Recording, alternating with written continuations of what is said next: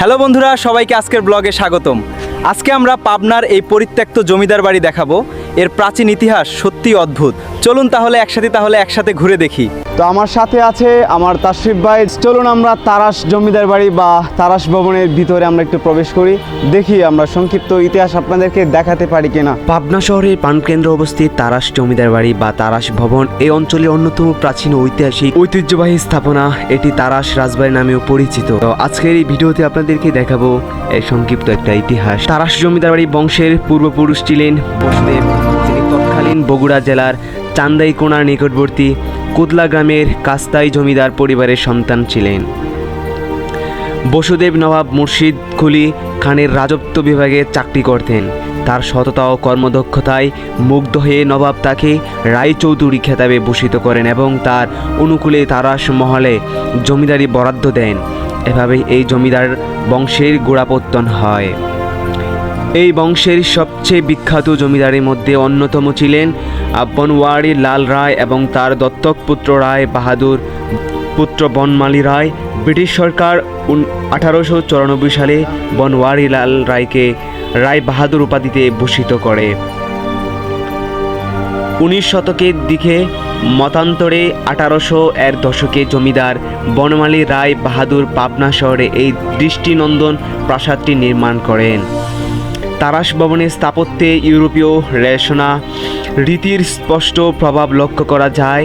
ভবনটি আয়তাকারে, যার দৈর্ঘ্য প্রায় 100 ফুট এবং প্রস্থ 60 ফুট।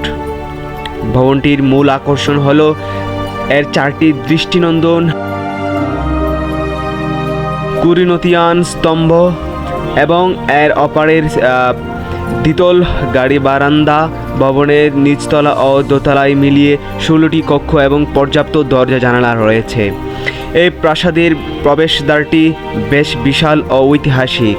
জনশ্রুতি আছে যে জমিদারদের সে সময় হাতি চলাচলের সুব্যবস্থা রাখতে এবং হাতি যাতায়াতে যাতে কোনো বিঘ্ন না ঘটে, সেভাবে এই সুবিশাল প্রবেশ। তারাশের জমিদাররা শুধু ক্ষমতানই ছিলেন না, তারা জনকল্যাণ ও শিক্ষা বিস্তারও গুরুত্বপূর্ণ ভূমিকা রেখে গেছেন।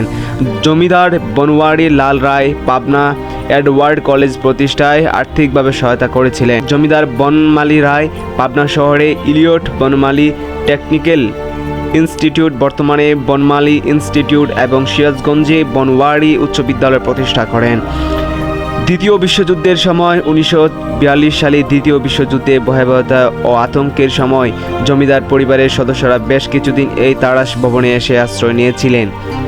ঐতিহাসিক ও প্রত্নতাত্ত্বিক গুরুত্ব বিবেচনা করে 1998 সালের 8 জানুয়ারি বাংলাদেশ সরকারের প্রত্নতত্ত্ব অধিদপ্তর তারাশ জমিদার ভবনটিকে সংরক্ষিত প্রত্নতাত্ত্বিক স্থাপনা হিসেবে ঘোষণা করে।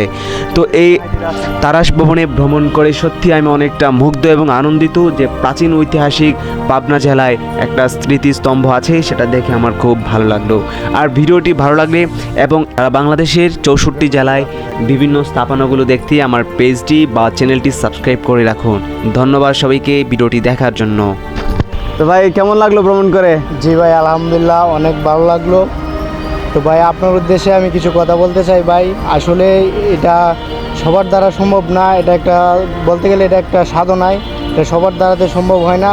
যাদের ভিতরে একটা স্পৃহা আছে, হ্যাঁ, আপনার সাথে কথা বলে দেখলাম আপনার ভিতরে অনেক একটা প্রতিভা আছে, প্রতিভা ছাড়া এটা সম্ভব না। তবে আপনার জন্য দোয়া ও শুভকামনা রইল। 64 জেলা, হ্যাঁ, আমাদের জন্য আপনি উপহার দিতেছেন, হ্যাঁ, সুন্দর সুন্দর জায়গা ঘুরতেছেন, তা আমাদের অনেক ভালো লাগলো। তো দর্শক মণ্ডলী, আপনাদের উদ্দেশ্যে আমার একটা কথা, ওনার ভিডিওগুলো আপনারা দেখবেন, অনেক ভালো হয়, হ্যাঁ, সুন্দর সুন্দর জায়গা উনি ঘুরে দেখাইতেছেন। তো ওনারা লাইক কমেন্ট করবেন, শেয়ার করবেন, একটু ফলো দিয়ে ওনার পাশে থাকবেন।